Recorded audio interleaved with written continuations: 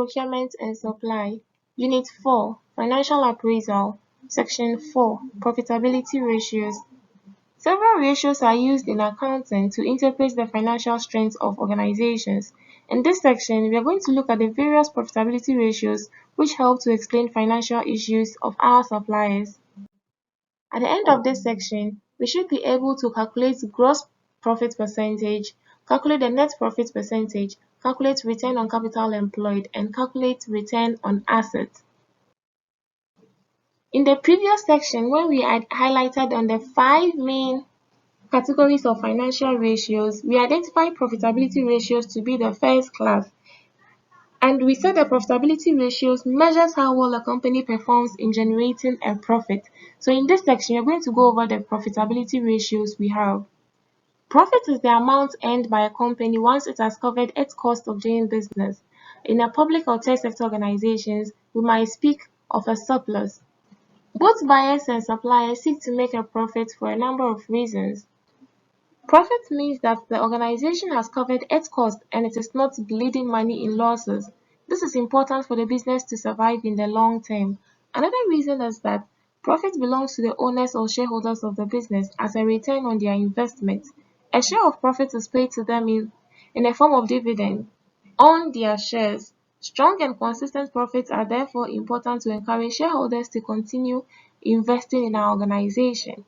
Another reason why organizations make profits is because profits which are not paid to shareholders, that is the retained profits, are available for reinvestment in the development of the business, enabling the organization to acquire assets, meet long-term borrowings, update plant and equipment, and build up reserves for the future contingencies without the cost and risk of borrowing funds for these purposes.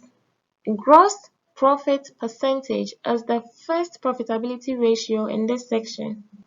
The gross profit percentage is the profit before any deductions. So from our income statement, we realize that once we deduct cost of sales from revenues, we are left with gross profit. This gross profit is there before we come and add our income, deduct our expenses and all that. So in simple terms, or for you to understand this easier, gross profit percentage are the profit organization gets before any deductions are made.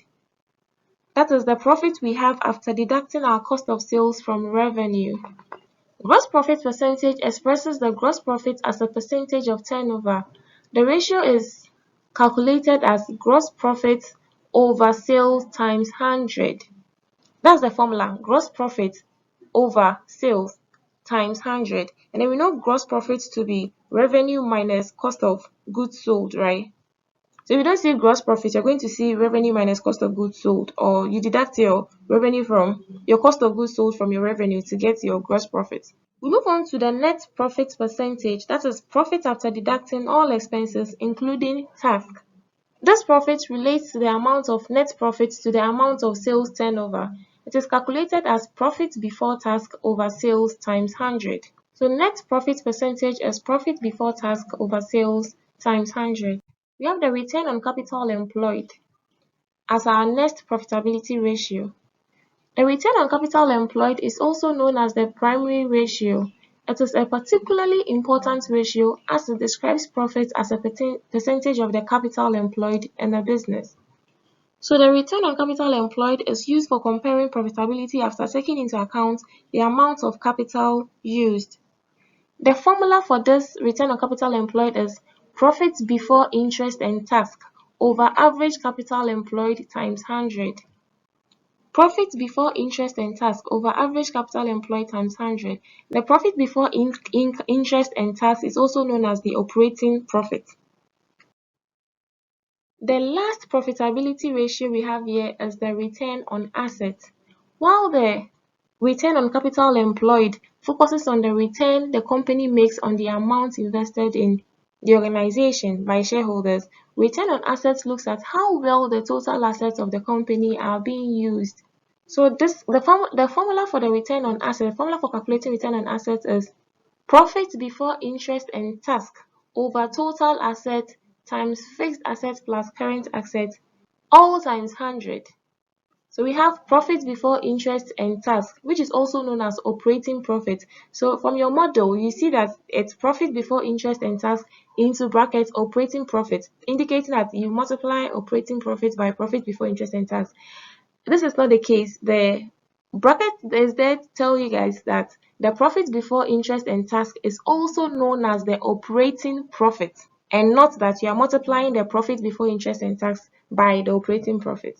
I hope you guys understand this. So the formula for return on assets is profit before interest and tax, which is also known as operating profit, over total assets times fixed assets plus current assets, all times 100. In summary, we have examined what profit means to an organization. Profit is the amount earned by a company once it has covered its cost of doing business.